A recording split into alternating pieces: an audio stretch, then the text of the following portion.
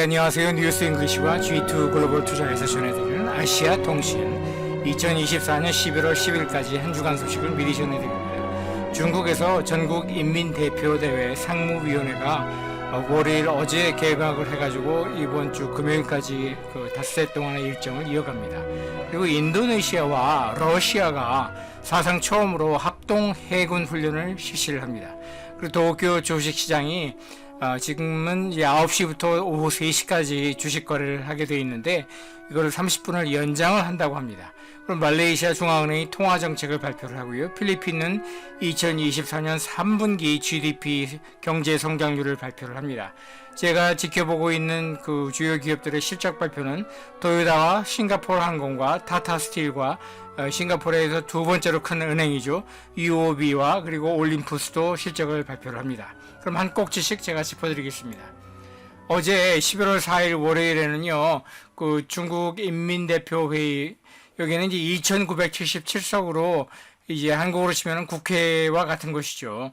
근데 2977명이 다 모이면은 너무 사람이 많으니까 그 중에서 이제 150명의 그 상무위원들만 따로 모이는 그 NPC 스탠딩 커미티, 그러니까 상무위원회가 어제 개막을 해서 닷새 일정으로 열립니다.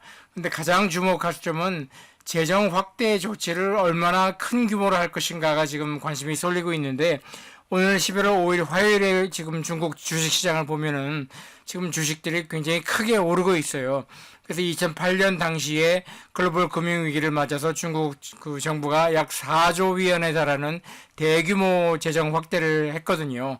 그것만큼은 안 되겠지만 그래도 한 3조 위안까지는 할 수 있지 않을까 하는 것이 전망인데, 뭐 전망치는 1조 위안에서 3조 위안까지 나오고 있지만 결국은 뭐 미국 대통령 선거 결과가 어떻게 흘러가고 있을지, 그리고 미국의 그 금리 인하 결정이 얼마나 큰 폭으로 이루어질지, 뭐 이런 것들을 다 감안을 해서 중국 공산당이 결정할 것으로 보입니다.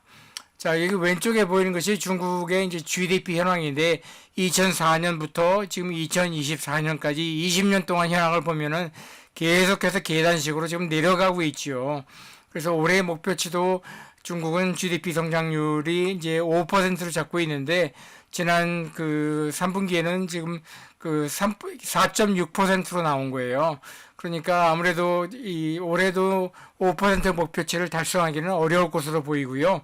중국은 그래서 지금 벌써 올해 여름부터 뭐 발등에 불이 떨어졌으니까 기준금리 인하하고 모기지금리 인하하고 뭐 은행들의 그 지급준비율 0.5%포인트 인하하고 뭐 지방 정부들의 그 재정을 뭐 확대하는 그런 뭐 장기 융자를 또 확대를 하고 이런 조치를 취했지만 그런 거는 다 부족하다는 것이죠. 결국은 침체한 부동산 시장과 어마어마하게 많은 쌓인 그 부동산 공급 확대, 이런 문제들을 어떻게 해결할 것인가, 어떻게 하면은 이런 버블이 터지지 않으면서 이런 것들을 해결할 수 있을까 하는 것이 이제 재정 확대로 귀결이 될 수밖에 없거든요. 그래서 이번 주에 열리는 그 중국 인민대표대회 그 상무위원회의가 굉장히 중요합니다. 자, 그 다음에는 이제 2023년 1월부터 9월까지 대비해서 올해 2024년 1월부터 9월까지 중국 정부의 세수입이 5.3%나 줄었어요.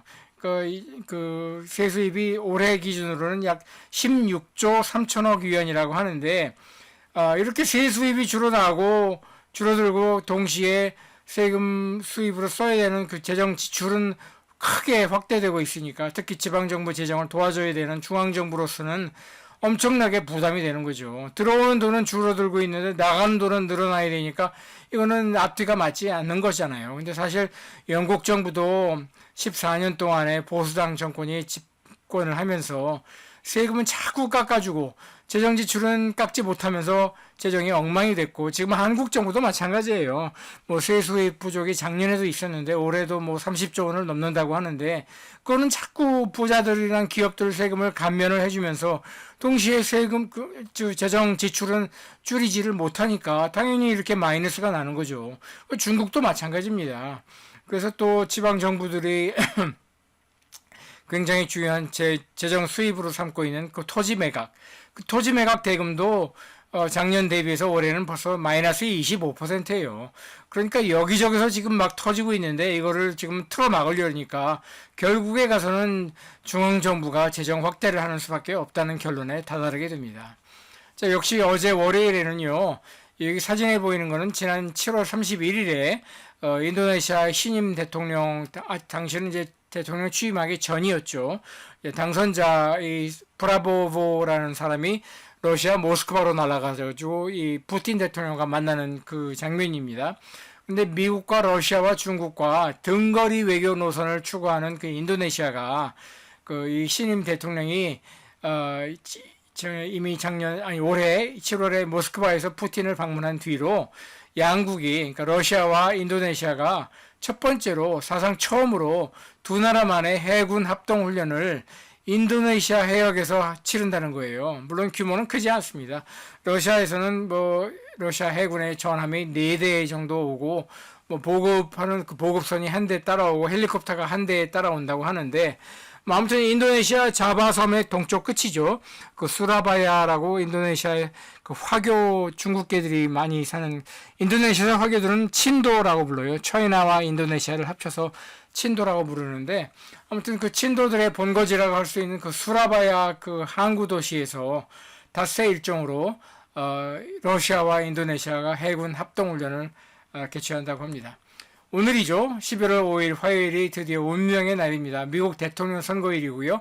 초박빙 승부로 트럼프의 당선을 저희 G2 글로벌 투자에서는 트럼프가 이길 것으로 전망을 하고 있습니다.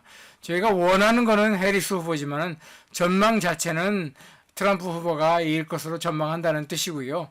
확률이 높지만 만에 하나, 그러니까 트럼프가 당선될 확률이 굉장히 높지만 만에 하나 정말 해리스 후보가 이긴다면은 트럼프 진영은 여기서 그냥 물러서지 않고 법정 다툼으로 몰고 갈 것이고, 이미 지난 2000년도에, 그러니까 24년 전이죠. 당시 엘 고어 부통령이 이제 민주당 대통령 후보였고, 조지 부시, W 부시 후보가 이제 공화당 대통령 후보였는데, 플로리다 주에서 선거 결과가 초박빙으로 나왔어요. 처음에는 엘 고어 후보가 이긴 걸로 나왔는데, 그거를 굳이 법정 다툼으로 이끌고 가가지고, 그걸 법정 다툼에서 그 대법원에서 그걸 판결을 뒤집은 것이 2000년도에 그 미국 대통령 선거였고요. 이번에도 역시 해리스가 만약에 이긴다면은 트럼프 진영은 분명히 법정 다툼으로 끌고 갈 것이 거의 확실하다고 저는 내다봅니다. 이 왼쪽 차트를 보시면은, 여기 중간에 조지아주와 위에서 두 번째, 아래로 두 번째 노스캐롤라이나 주에서 두 개 다 해리스 후보가 이기는 걸로 지금 여론조사가 나오고 있잖아요. 근데 저 생각은 다릅니다. 두 군데 전부 다 해리스 후보가 실제로는 질 것으로 봐요. 둘 다 이른바 선벨트라고 또는 바이블 벨트라고 부르는 굉장히 수구 보수 꼴통 등 백인들이 많이 사는 지역이고, 이들 주에서 지금 여론조사상으로는 해리스가 후보가 이기는 걸로 나오는 가장 큰 이유는, 여론조사는 부담이 없어요. 전화 걸거나 전화로 물어보는 사람한테 나는 해리스 후보를 찍을 겁니다, 이렇게 답만 하면은 바로 반영이 되는 거예요. 하지만 투표는 달라요. 투표는 첫째, 사전 등록이라는 걸 해야 돼요, 미국은. 한국은 주민등록증만 가져가면 되지만, 미국은 일단 주민등록증이라는 게 없고, 여권 같은 자기 신분을 증명할 수 있는 그런 신분증을 가지고 간다고 하더라도, 미리 사전 등록을 해서 나는 투표 당일날 투표를 하겠다는 그 의사를 등록을 하지 않으면은 투표장에 가도 투표를 할 수가 없습니다. 그런데 그 의사를 밝히는 그 등록을 하기 위해서는 미리 가서 한 달 전이나 2달 전에 가서부터 미리 등록을 해야 되는데, 그게 보통 번거로운 게 아니죠. 그다음에 등록을 했다 하더라도 투표 당일에 보면은 그 동네마다 있는 그 선거위원회들이 그걸 선거위원회를 장악하고 있는 그 백인들이 어떤 짓을 하냐면은 경찰차들을 다 동원을 해가지고 투표장 1마일, 2마일 전부터 경찰차를 쫙 세워놔요. 그렇게 되면은 당연히 흑인들이나 그 밖에 소수인종들은 겁에 질리는 거죠. 경찰차가 저렇게 많은데 혹시 내가 의심을 받거나 피해를 받을 염려가 되니까, 또 범죄 사실이 있거나 그런 경우도 당연히 투표장에 가지 얼씬도 못하겠죠. 그런 방식으로 특히 흑인 남자들을 투표장에 못 나오게 하는 거예요. 그렇게 더티하게 이제 방식을 하기 때문에 노스캐롤라이나 주와 조지아 주에서는 여기 여론조사상에서는 해리스 후보가 앞선 거로 나오지만 실제로는 트럼프 후보가 이길 것으로 보고요. 또 펜실베니아주, 그러니까 대의원 숫자가 19석이 걸려 있죠. 거기를 보면 지금 위에서 5번째인데 48대 48로 지금 초박빙 중에 초박빙이잖아요.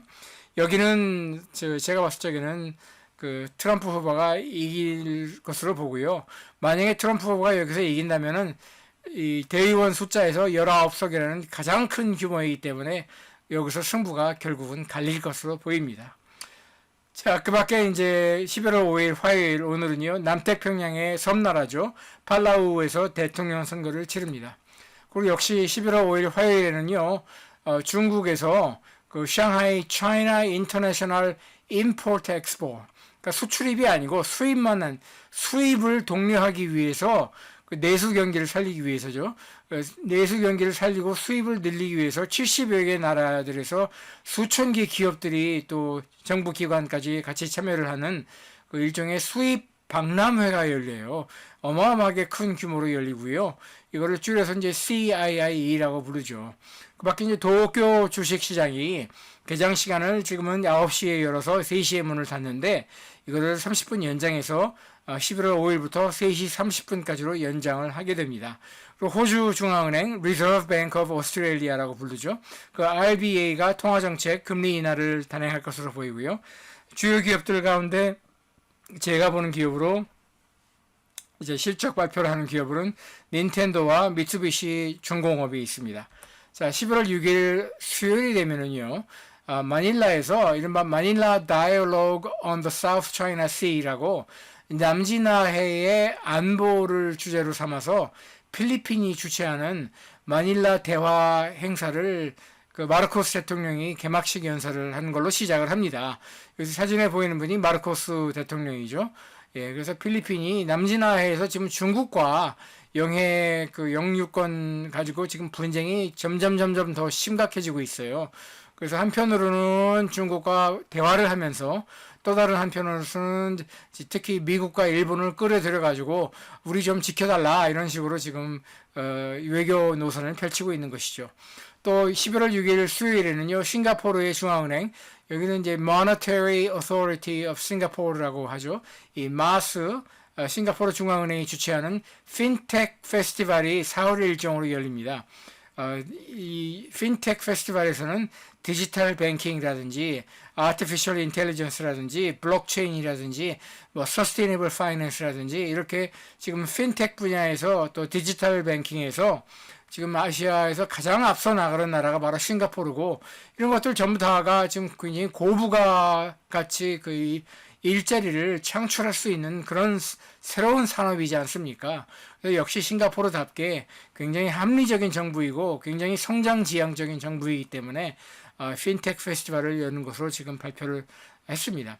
그다음에 실적 발표하는 주요 기업으로서는 도요타와 혼다가 있고요. 11월 7일 목요일이 되면요, 필리핀 중앙은행이 통화정책을 발표를 합니다.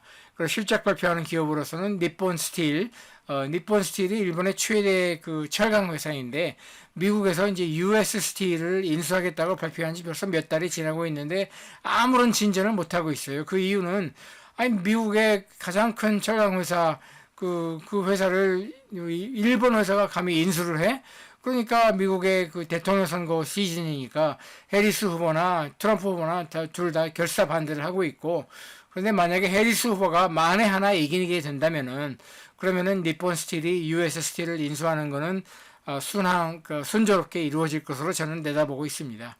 자, 그리고 일본의 자동차 기업이죠. 마츠다와 또 닛산, 그리고 싱가포르의 그 최대 은행이죠. DBS, 그리고 인도의 그 농기계 회사이면서 자동차도 같이 하고 있는 그 마힌드라 앤 마힌드라라고 있죠. 예, 마힌드라 그룹은 원래 그 농기계 회사이고 지금도 마힌드라 그 에그리컬처라고 그래가지고 트랙터를 비롯해서 이 뭐 그 경운기 같은 그런 농기계 회사로서는 인도 최대 회사이고 자동차 회사로서는 그 스즈키 마루티라는 기업이 시장 점유율 약 49%, 그리고 한국의 현대자동차 인도법인이 한 19%로 시장 점유율 2위, 그리고 여기 보이는 마힌드라 그룹이 약 10%로 지금 인도 자동차 업계 3위를 차지하고 있는데 그 마힌드라 앤 마힌드라 그룹이 실적 발표를 합니다. 그리고 이제 11월 8일 금요일이 되면은요 실적 발표하는 기업으로서는 소니와 인도의 그 자동차 기업이죠 타타 모터스와 그 일본의 그 정밀기계 특히 광학기계 사업도 하고 카메라도 같이 하는 그 올림푸스라는 기업이 있는데 여기 그 대표이사 사장이 외국인이에요. 근데 외국인이 뭐 개인적인 어떤 비리가 있었는지 그 사람을 이번에 이사회가 쫓아내고 뭐 새로운 사장을 지금 뽑고 있다고 하는데 아무튼 그 올림푸스라는 기업도 지금 실적 발표를 금요일에 합니다. 그리고 싱가포르의 그 두 번째로 큰 은행이죠. OCBC 은행도 실적 발표를 하고요. 싱가포르의 세 번째로 큰 은행이죠. UOB도 실적 발표를 하고 싱가포르의 항공사 싱가포르 에어라인스도 실적 발표를 합니다.